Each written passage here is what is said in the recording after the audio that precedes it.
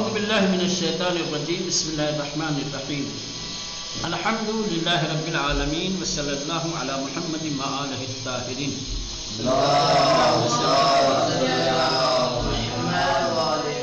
تو کل کے درس میں جو متن تھا وہ متن آپ نے پڑھا. متن کے بعد جو سوالات تھے متن کے متعلق تو ان سوالوں کے جواب آپ متن سے نکالیے اور اسے یاد کیجئے. ایک اس کتاب کی جو خوبی ہے وہ یہ ہے کہ اگر کسی صفحے پہ کوئی نیا مصدر آیا ہے تو حاشیے میں اس مصدر کو دیا ہے اور اس مصدر سے فعل ماضی کے صیغے بھی دیے ہوئے ہیں.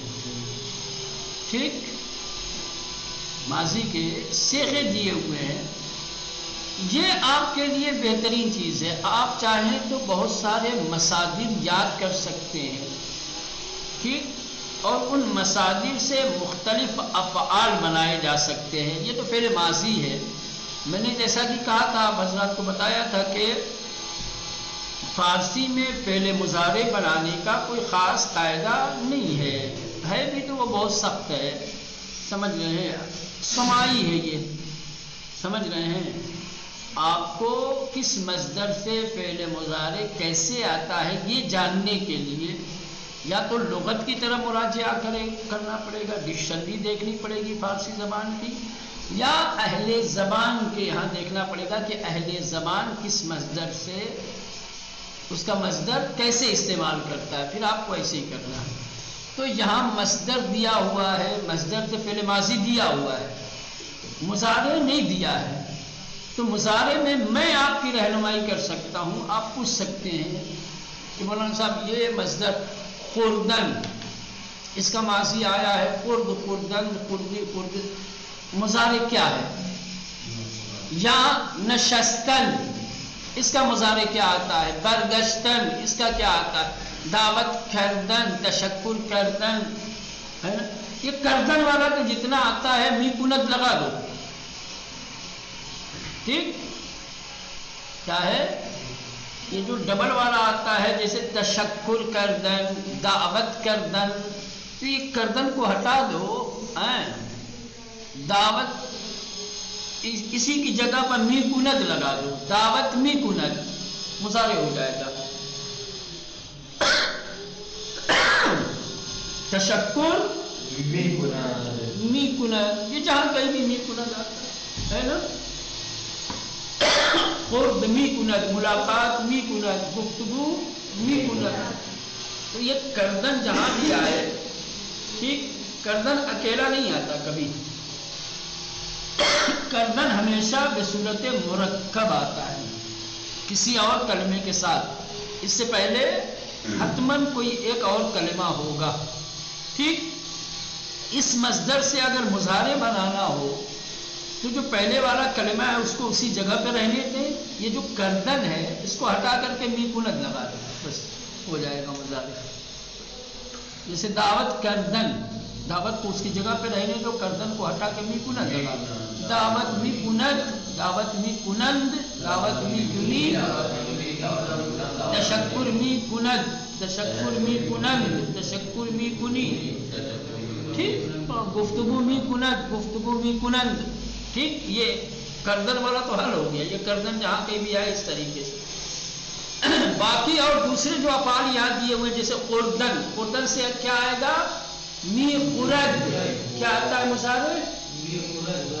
می خورد، می خورند، می خوری، می خورید، می خورم، می خورید. می خورد وہ کھاتا ہے، می خورند وہ سب کھاتے ہیں، می خورید تو کھاتا ہے، وغیرہ وغیرہ. نشستن، نشستن سے کیا آتا ہے؟ می نشیند. کیا آتا ہے؟ می نشیند، می نشینند، می نشینی، می نشینید، می نشینم، می نشینیم.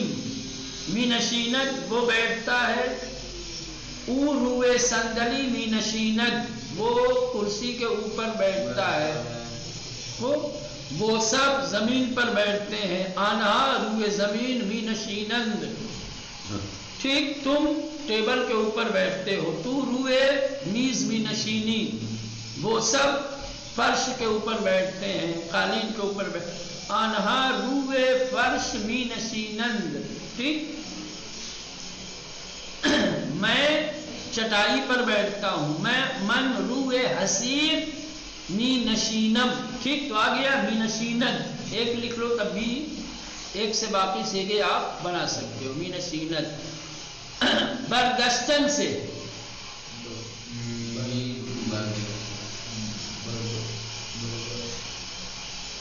ماضی ہے برگشت، مضارع، برمی گردد، کیا تھا؟ برگشتن سے برمی گردد، برمی گردد، برمی گردند، برمی گردی، برمی گردید، برمی گردم، برمی گردید، او از خانے برمی گردد، وہ گھر سے واپس آتا ہے، تو از مسجد کی برمی گردی، تم مسجد سے کب واپس آتے ہو؟ گردد ہے گردد، برمی گردد، برمی گردد، برمی گردد۔ ایک چیز میں نے آپ لوگوں کو بتایا ہے، ایک مرتبہ پھر اس کی وضاحت کر دیتا ہوں کہ یہ جو فعل مضارع کا پہلا صیغہ ہوتا ہے، جیسے ابھی برگشتن سے میں نے کیا کہا؟ برمی گردد، ٹھیک، نشستن سے می نشینت، می نشینت، یہ پہلا صیغہ ہے، ٹھیک، باقی صیغے اسی سے بنتے ہیں، لیکن جیسے ماضی میں بنتے ہیں ویسے نہیں۔ ماضی میں کیا تھا؟ مصدر کے آخر سے نون گرایا، ماضی کا پہلا صیغہ بن گیا، اور اسی پہلے صیغے میں بقیہ صیغوں کی علامتوں کو بڑھاتے جاؤ، صیغہ بنتا جائے گا۔ جیسے یہ بردشتن، کیا تھا مصدر؟ بردشتن، ٹھیک، نون گرا دیا، کیا ہو گیا؟ بردشت، ٹھیک۔ اب باقی صیغے اس سے بنیں گے، انہی میں علامتیں بڑھاتے جائیے، صیغے بنتے جائیں۔ مثلا یہ واحد غائب کا ہے، جمع غائب کا بنانا ہے نون دار بنا دو، ٹھیک، واحد حاضر کا یا، جمع حاضر کا یا، واحد متکلم یہ کیا آ گیا؟ بردشت، بردشتن، بردشتی، بردشتی، بردشتن، بردشتی، یعنی یہاں سے کچھ حذف نہیں کرنا ہے، پہلے والے صیغے میں ڈائریکٹلی علامتوں کو ملا دو، جوڑ دو، اس سے صیغے بن جائیں گے۔ لیکن مضارع میں ایسا نہیں ہے، مضارع میں جب پہلا صیغہ بن گیا، اب دوسرا صیغہ جو بنانا ہے تو پہلے والے حرف کو حذف کرنا پڑے گا، پہلے والے حرف کو حذف کرنا پڑے گا، اس کے بعد علامتیں آپ کو بنانی ہے۔ برمی گردد، یہ پہلا ہو گیا، اب دوسرا بنانا ہے کہ یہ جو دال ہے آخر میں پہلا والا، اس کو گرائیے اور پھر نون دال بڑھائیے، پھر یا بڑھائیے، پھر یہ دال بڑھاؤ، پھر میم بڑھاؤ، پھر تو کیا ہو جائے گا؟ برمی گردد، برمی گردند، برمی گردی، برمی گردی، برمی گردی۔ اب اس میں جوڑنے لگیں گے تو کیا ہو جائے گا؟ کیسے ہوگا؟ برمی گردد، برمی گردی، کیسے پڑھو گے؟ یا اس میں می نشیند، می نشیند، تو یہ یاد رکھو، یہ چیز ذہن میں آئی۔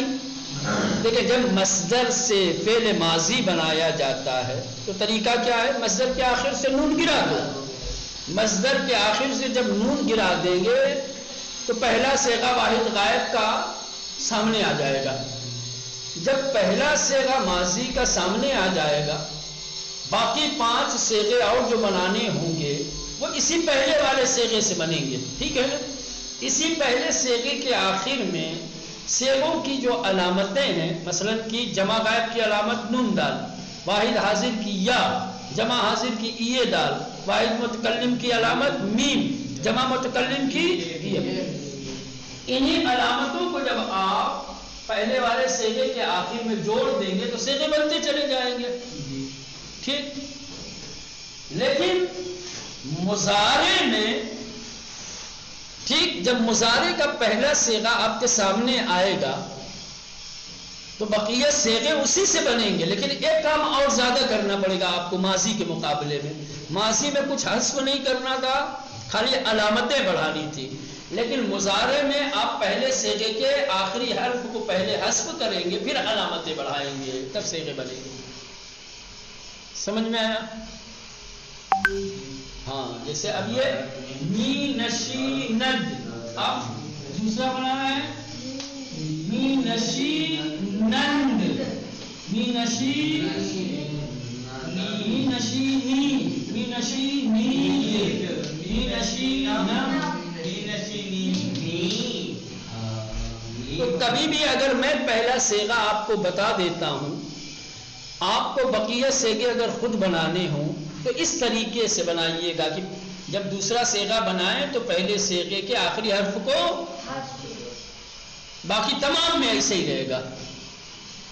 پہلے صیغے کے بعد جتنے صیغے بنائے جائیں گے وہ پہلے ہی صیغے سے بنیں گے، لیکن پہلے صیغے کے حرف آخر کو حذف کرنا پڑے گا، پھر علامتوں کو جوڑنا رہے گا، ٹھیک۔ چلے، ایک دوسری اچھائی، دوسری خوبی اس کتاب کی یہ ہے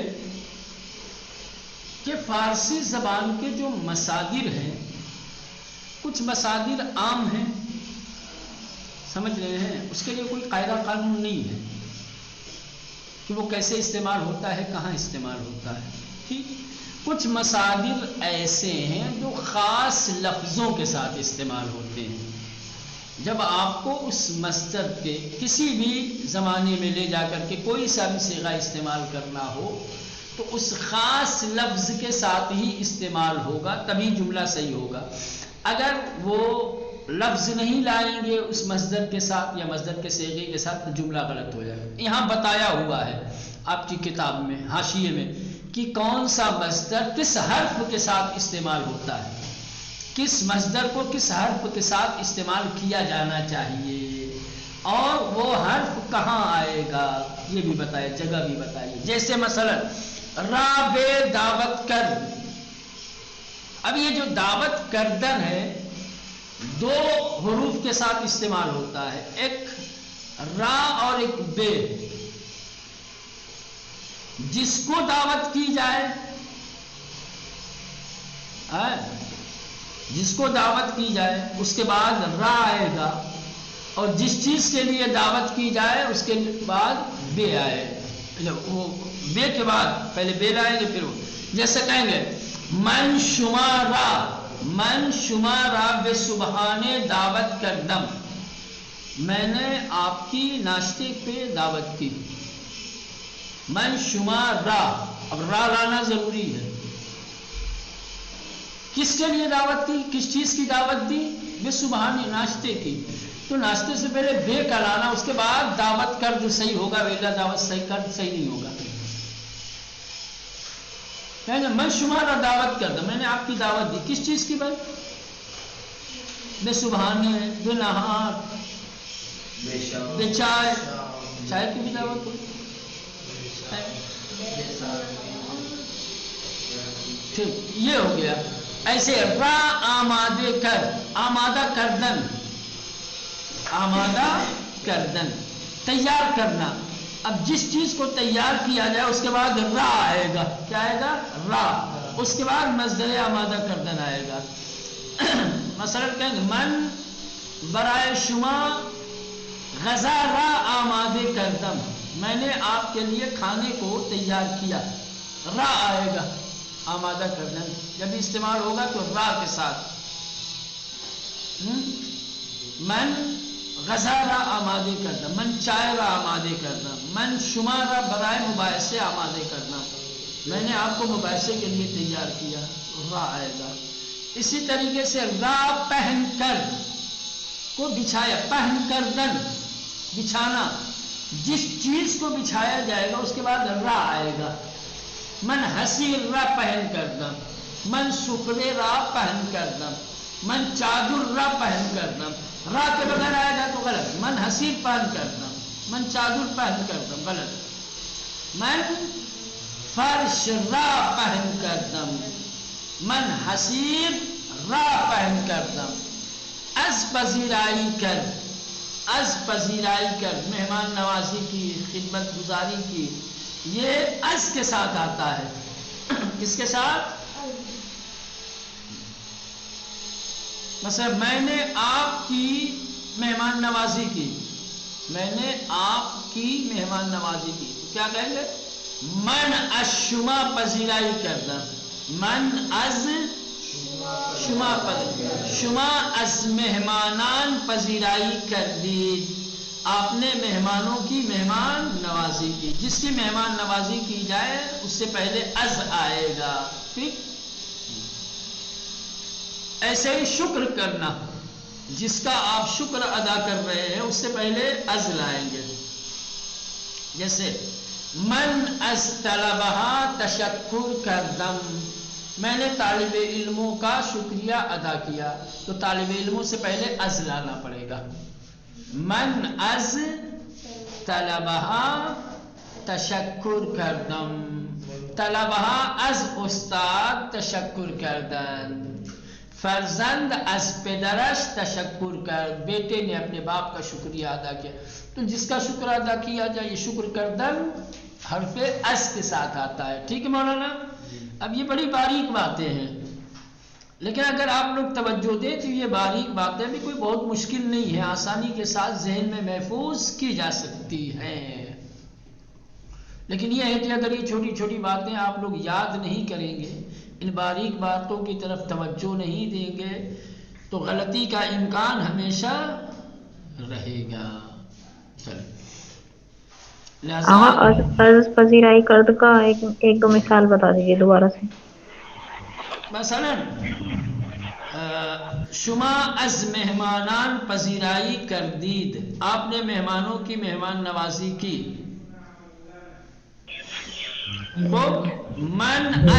من از طلبہ پذیرائی کردم، میں نے طالب علموں کی مہمان نوازی کی. خوب. پدر شما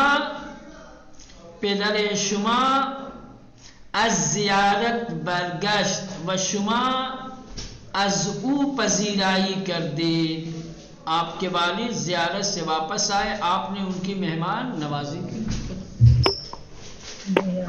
تو جس کی مہمان نوازی کی جائے اس سے پہلے لگے گا از. ٹھیک.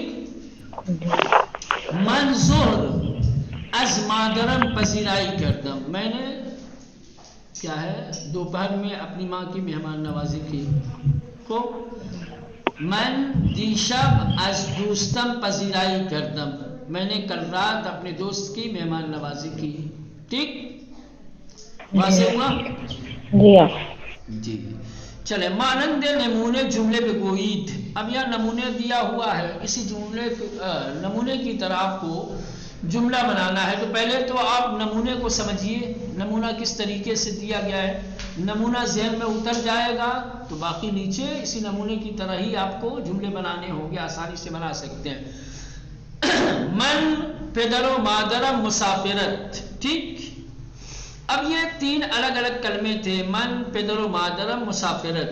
ٹھیک. ان تینوں کلموں کو جوڑ کر کے جملہ بنایا گیا. من بیشتر وقتہا، اس کا مطلب یہ ہے کہ اوپر جو تین کلمات دیے گئے ہیں اس میں پہلے کلمے کو لانے کے بعد بیشتر وقتہا اضافہ کرنا ہے آپ کو. ٹھیک. من بیشتر وقتہا با پدر و مادرم بے مسافرت میربم، مسافرت کرنا بھی بے کے ساتھ آتا ہے. ٹھیک ہے. من بیشتر وقتہا بیا پدر و مادرم مسافرت میربم، میں اکثر اوقات اپنے ماں باپ کے ساتھ سفر پر جاتا ہوں. میں زیادہ تر اپنے ماں باپ کے ساتھ سفر پر جاتا ہوں. اب آئے پدر حسین ہوا پیما سفر. پدر حسین بیشتر وقتها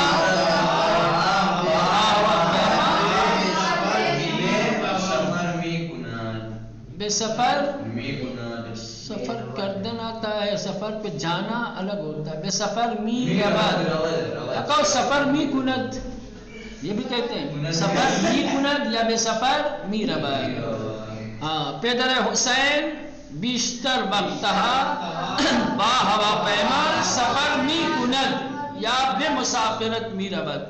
سفر می کند کہنا ٹھیک ہے، یا بے مسافرت، مسافرت بے کے ساتھ آتا ہے، سفر بغیر بے کے آتا ہے. کہنے سفر می کند، اور جانا اگر آئے گا تو بے مسافرت می رود. چلے کشاورزان مزرعہ کار، کشاورزان بیشتر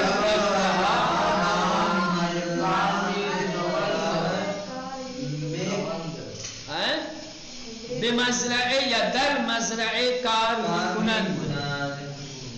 کشاورزان بیشتر وقتها در مزرعہ کار می کنند. کسان لوگ زیادہ تر کھیت میں کام کرتے ہیں. در مزرعہ کار می کنند. ما بعد الظہر استراحت، ما بیشتر وقتها بعد الظہر استراحت، نہیں آگے استراحت میں کنیم، ہر جگہ نہیں آئے گا. جو مصدر جس حرف کے ساتھ استعمال ہوتا ہے ٹھیک، وہ اگر مصدر ہے تو اس حرف کا لحاظ کیا جائے گا، اس کو لایا جائے گا. لیکن اگر ایسا کوئی مصدر نہیں ہے کہ جو حرف خاص کے ساتھ استعمال ہوتا تو ہر جگہ تھوڑی بے لائیں گے. کہیں بے لانا پڑتا ہے، کہیں از لانا پڑتا ہے، کہیں با لانا پڑتا ہے، کہیں را لانا پڑتا ہے. یہاں کچھ لانے کی ضرورت. کہیں گے ما بیشتر وقتها بعد الظہر استراحت می کنیم، ہم زیادہ تر ظہر کے بعد، دوپہر کے بعد آرام کرتے ہیں. در زمستان برف و باران باریدن، در زمستان بیشتر وقتها برف و باران می بارد، باریدن سے آتا ہے می بارد. چلے بقیہ انشاءاللہ کل دیکھا